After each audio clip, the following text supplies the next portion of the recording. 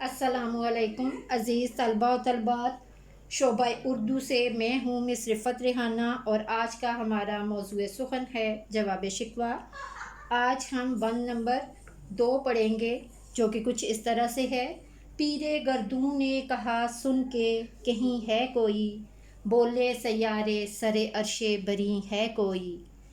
चाँद कहता था नहीं अहले ज़मीं है कोई, कहकशां कहती थी पोशीदा यही है कोई।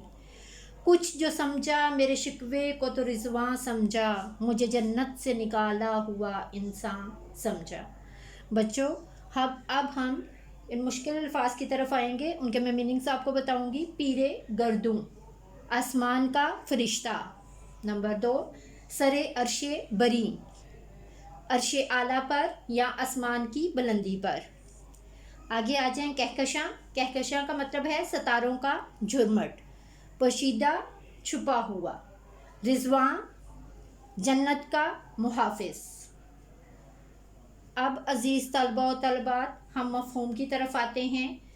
इस बंद का मफ़हूम कुछ इस तरह से है कि जब मेरा शिकवा आसमान पर पहुंचा तो पीरे गर्दू यानी बूढ़े आसमान ने इसे सुनकर कहा कि नहीं कोई है। सितारे कहने लगे कोई अर्श तक आ गया है, लेकिन चाँद ने इनसे इख्तलाफ करते हुए कहा कि यहाँ कोई ज़मीनी मखलूक है। कहकशां कहती थी कि यहाँ कोई छुपा हुआ है। मेरे शिकवे को सिर्फ रिज़वां जन्नत का मुहाफिज ही समझ सका, क्योंकि इसे मालूम था कि मैं जन्नत से निकाले हुए इंसान आदम अलैहिस्सलाम की औलाद हूँ। अब हम इसकी तशरीह की तरफ आते हैं जो कि कुछ इस तरह से है। इन शेरों में शायर मशरिक़ ने हम पर यह हकीकत वाज़ेह की है, दिलसोज पुरतासीर और अनोखी शिकायत जब हाकी दुनिया को छोड़कर आलमे बाला में पहुंची तो हर तरफ हैरत का इजहार होने लगा। आसमान, सैयारे, चाँद और कहकशां सभी हैरान थे कि ये शिकायत आमेज़ आवाज़ कहाँ से और कैसे आ गई। आसमान की मखलूक तो हर वक्त खुदा की अताअत में मसरूफ़ रहती है और वहाँ खुदा की बारगाह में शिकायत की कोई गुंजाइश नहीं। इसलिए वहाँ ये चहमगोइयाँ होने लगीं कि ये शिकायत की आवाज़ कैसी है और किसकी है। इकबाल कहते हैं सिर्फ़ रिज़वान ही मेरे शिकवे को समझ सका, क्योंकि वो जिस जन्नत का दरोगा है इसी जन्नत से आदम निकाले गए थे। बकौल शायर, बागे बहिश्त से मुझे हुक्म सफ़र दिया था क्यों, बागे बहिश्त से मुझे हुक्म सफ़र दिया था क्यों, कारे जहाँ दराज है अब मेरा इंतज़ार कर। वो आदम से वाकिफ़ था और आदम अलैहिस्सलाम की हसलत से भी आगाह था, जिसको अल्लाह ने सब कुछ सिखा दिया था। इसे मालूम था कि आदम अलैहिस्सलाम से लग़ज़िश हुई है और फिर इसने अल्लाह से माफ़ी मांगते हुए कहा था। तर्जुमा, ए हमारे परवरदिगार, हमने अपने ऊपर बड़ा जुल्म किया, अगर तू हमें माफ़ ना फरमाएगा तो हम बड़े घाटे में पड़ जाएंगे। रिज़वान ने कहा, हो ना हो ये वही आदम है। जन्नत से आदम और हय्यूत का वाक़या तफसील के साथ कुरान हकीम में बयान किया गया है। अल्लामा इकबाल ने इन अशार में इसी वाक़या की तरफ इशारा किया है। यानी इकबाल कहते हैं कि आसमान, चाँद, सितारों और कहकशां की क़ियास आराइयाँ दुरुस्त ना थीं। मेरी आहो फ़गां को अगर कोई समझ सका तो वो सिर्फ़ जन्नत का दरोगा था, क्योंकि मेरी फ़रियाद में सोच था, तड़प थी, मेरा शिकवा पुरतासीर था।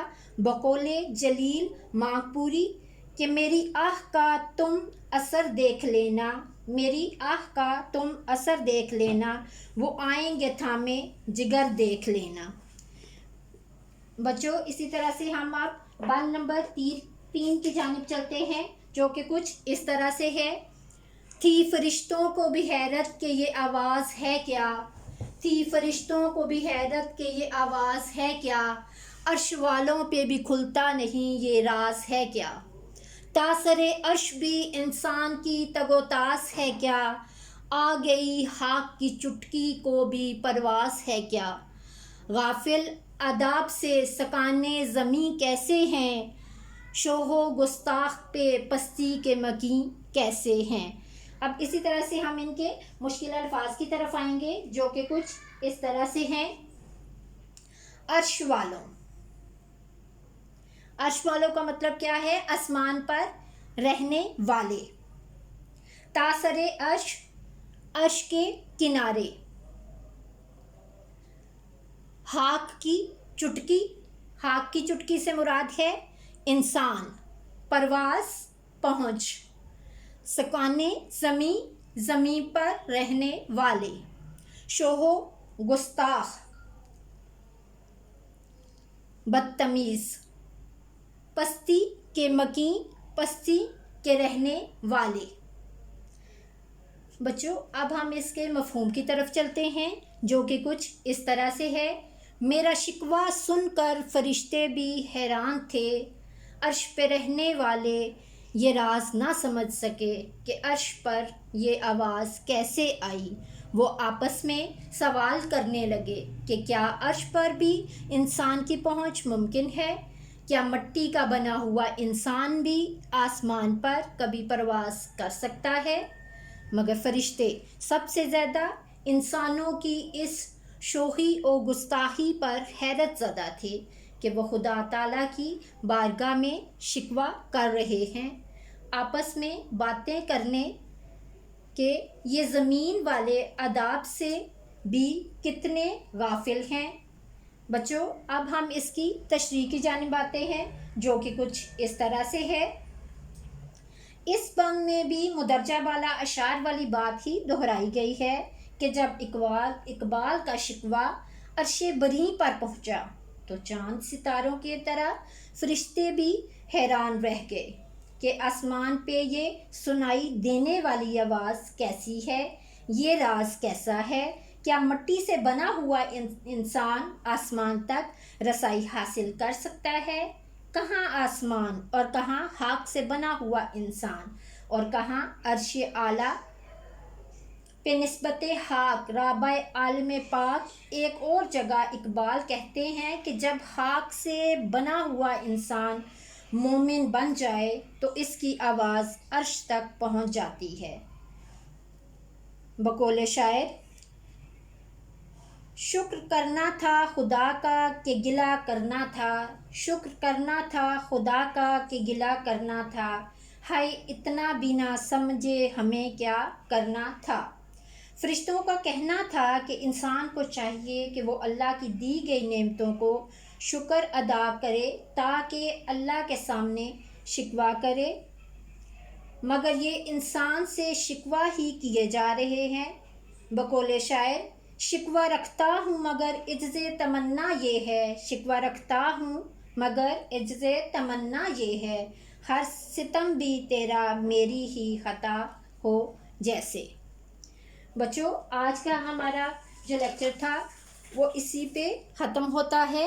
نیکسٹ جو ہے ہم جواب شکوہ کا بند نمبر 4 اور 5 جو ہے اس کا لیکچر دیں گے۔ بہت بہت شکریہ۔ اللہ حافظ۔